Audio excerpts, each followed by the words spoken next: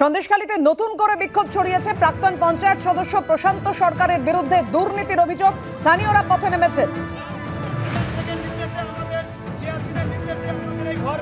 ভাঙচুর, লুটপাট সবকিছু হয়ে গেছে, সর্বকিছু এই মেয়েদের ইজ্জত নিয়ে টানাটানি দেখিয়েছে। অভিযোগটা শুনে দেখুন, এই দেশের মানুষ যারা বাস করছে তাদের কাছে আসছেন, তাদের কাছে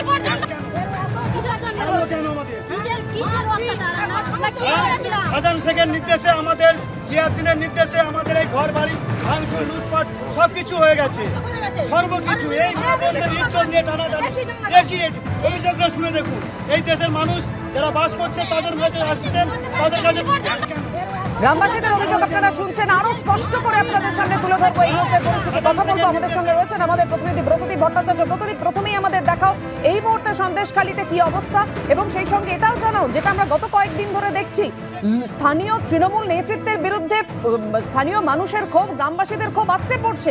এবার প্রাক্তন পঞ্চায়েত সদস্য প্রশান্ত সরকারের বিরুদ্ধে ঠিক কি অভিযোগ?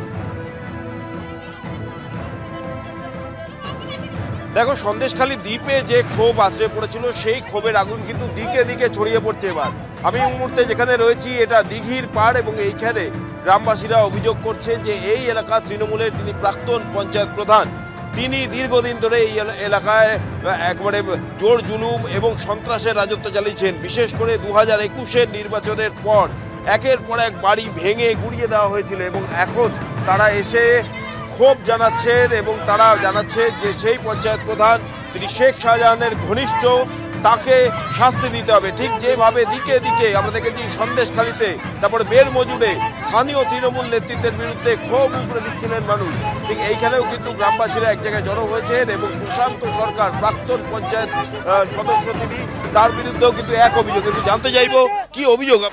আমাদের ঘরদূর ভাঙচুর করেছে, লুটপাট করেছে, আমাদের উপরে 30,000 টাকা ফাইন মেরেছে, আমাদের সবকিছু শেষ করে নিয়ে চলে গেছে। ফাইন বলতে কিসের ফাইন? বলতে আমরা ফাঁকায় ছিলাম, আমাদের উপরে অত্যাচার। 30,000 টাকা করে দিলে আমরা ঘরে ঢুকতে পারবো, তার জন্য 30,000 টাকা করে আমাদের কাছে ফাইন। আপনারা ঘর ছাড়া? আমরা ঘর ছাড়া হয়েছিলাম, আজ প্রায় 2 মাস ধরে। 2 মাসের পর ঘরে এসেছে, আমাদের উপরে অত্যাচার, ভাঙচুর, লুটপাট, 30,000 টাকা ফাইন আমাদেরকে মেরেছে। টাকা কাকে দিতে? টাকা প্রশান্ত সরকারকে দিতে হয়েছে। কেন? প্রশান্ত সরকার, শওকত মোল্লা, তোমার হানিম, এদেরকে তোমার আমাদের টাকা বয়ে দিয়ে আসতে হচ্ছে। এরা ঘর দিয়ে এসে বয়ে নিয়ে গেছে টাকা। গ্রামের মহিলারাও এখানে রয়েছেন। আমরা প্রশান্ত সরকার শাস্তি চাই। আমাদের যেভাবে ঘর দর লুটপাট করেছে, আমরা বাচ্চা কাচ্চারা দুটো খাবো সেই অবস্থা করেনি আমাদের। প্রশান্ত সরকারের শাস্তি চাই, শাস্তি চাই।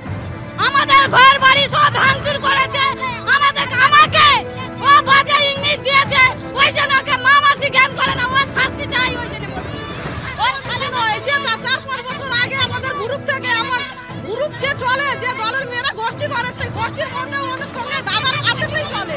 সেই গোষ্ঠীর থেকে যে দলের মেয়েরা ছিল, সিএসপিরা ছিল, আমাদের দলের মধ্যে থেকে সব আমাদের গ্রুপের মেয়েদের কাছ থেকে সব লোন টাকা আমাদেরকে না জানিয়ে, দলের মেয়েদেরকে না জানিয়ে, ভয় দিয়ে, ধমক দিয়ে, সই করে সেই সব দলের টাকা পর্যন্ত আমাদের 1-1.5 লাখ টাকা করে একা গ্রুপ থেকে তুলেছে।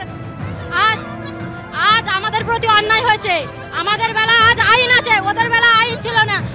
আমরা শান্তি চাই, আমরা ওদের প্রতি শাস্তি চাই, ওদেরকে শাস্তি দেওয়া হোক ওদেরকে। আমি তখন প্রেগন্যান্ট অবস্থায় বাচ্চা নিয়ে পড়ে গেছি, সিজার করতে, যে বাচ্চার চোখের প্রবলেম হয়েছে।